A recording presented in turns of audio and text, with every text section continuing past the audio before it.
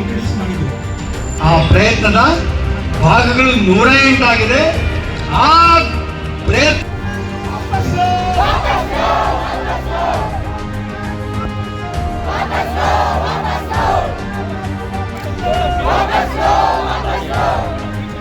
ಕನ್ನಡಿಗಿಂತ ಜಾಸ್ತಿ ಮಸೀದಿಗಳಲ್ಲಿ ಪಡೆದುಬಿಟ್ಟು ಒಂದು ಕಾನೂನು ಬಗ್ಗೆ ಪಾಠ ಮಾಡುವ ಅವಕಾಶ ಮಾಡಿಕೊಟ್ಟಿದ್ದು ಈ ಶ್ರೇಯಸ್ಸು ಮೋದಿಜಿಗೆ ಸೇರಬೇಕು.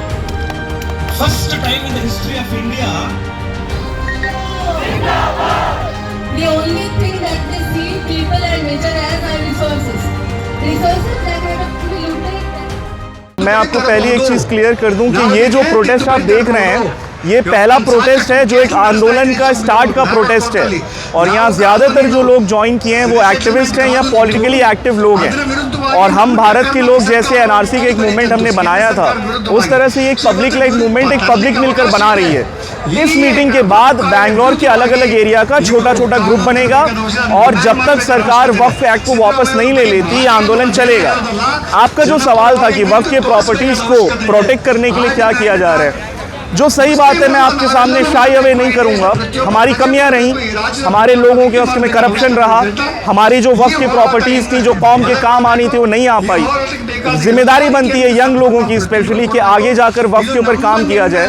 सबसे पहली चीज़ कि जो वार्ड्स हैं जैसे बीबीएमपी के वार्ड कमेटी होते हैं वैसे हम लोग वक्फ कमेटीज़ बनाएंगे वार्ड लेवल पे जिसमें हर महीने वक्फ के मेंबरान के साथ वक्फ कमेटी की जो वार्ड है उसकी मीटिंग होगी। वक्फ मॉनिटर करने का हम लोग अपनी तरफ से पूरा का पूरा मुनज़्ज़म तरीका स्टार्ट करेंगे और ये सारी जो चीज़ें हैं ये नौजवान बच्चों को आना पड़ेगा। तो हम ये वार्निंग पहले सरकार को दे दें कि पहले हम आपको ये बिल वापस दिलवाने में घुटना टिकवाएंगे और दूसरी हमारी लड़ाई वक्फ बोर्ड के लोगों के साथ होगी, फिर हम वक्फ को साफ करने की लड़ाई स्टार्ट करेंगे। तो ये आंदोलन सिर्फ एक नहीं है कि हम ये आंदोलन वक्फ की बिल वापस ले लेंगे, नहीं, वो सिर्फ एक पहला हिस्सा है। दूसरा हिस्सा ये होगा कि वक्फ बोर्ड को हम सफाई करने का आंदोलन करेंगे और उस सफाई में जो कौम के गद्दार हैं, जो लोग हैं जिन्होंने कौम के पैसे को खाया है, उनको चौराहे पे लाकर उनसे हिसाब लिया जाएगा। See, somebody who has waqf his property, okay, manshai waqf जो बोलते हैं, is for a cause. The government or somebody X or somebody Y, okay, cannot be a dictate what has to happen on that property or how it has to be thing. And the people who are maintaining this, the mutwalis, many a times there is corruption. It is human psyche when where there is power, where there is money, corruption हो जाता है. So there is a lot of corruption. A lot of cleaning has to be done. That process is welcome. That process of cleanliness is cleaning is welcome. Okay. There has to be a deliberation. There has to be a methodology designed how they will clean up the whole system thing. There are so many waqf properties. Okay. Wherever there is the shortcomings, that has to be cleaned up. There is no denying on that. There is absolutely no denying on that. And the money of the waqf, which generates or whatever, okay, should be used for the purpose for which that waqf was initiated. ये जो आज जुड़ने का मकसद ये है कि जो काला कानून जो वक्फ बिल के ऊपर जो लाया गया है इसके खिलाफ जो पार्लियामेंट के अंदर इसके खिलाफ बिल भी खड़ा गया, यहाँ तक इसके खुलासा पूरा करके बीजेपी के सामने रखने के बावजूद फिर भी इस बिल को जो इन्होंने पास किए तो हमें सब इसके खिलाफ हैं।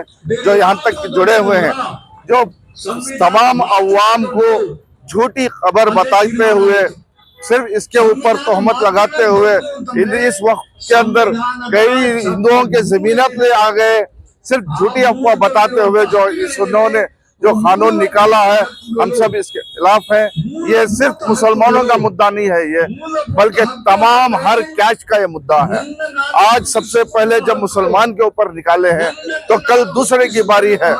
हम सबको यही दावत देते हैं कि जब हिंदुस्तान के अंदर जब ब्रिटिश आई थी तो सिर्फ वो भी अच्छाइयों को पेश करते हुए आई थी, जब आगे चलते चलते हुकूमत हिंदुस्तान को बर्बाद कर दिए। तो इसी तरह से एक दूसरी शक्ल में ये कानून निकाला जा रहा है अगर आज हिंदू मुसलमान सिख ईसाई एक होकर अगर इसके खिलाफ नहीं खड़े होंगे, आज हमारी बारी है कल तुम्हारी होगी।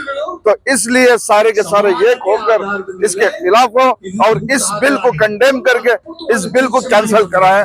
तो यही इसलिए हम लोग सब जुड़कर हैं। ये बिल्कुल भलाई नहीं है।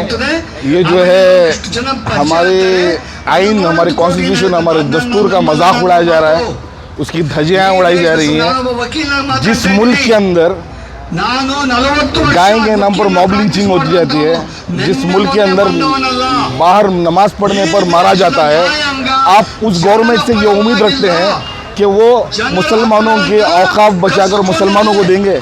ये एक साजिश है, ये एक आई वॉश है। ये जितनी बातें बीजेपी की गवर्नमेंट से आ रही हैं, ये उन लोगों के लिए जिनके पास इल्म नहीं है, और जिनके पास इल्म है वो जानते हैं कि इनका क्या मंशा है और ये क्या करना चाहते हैं।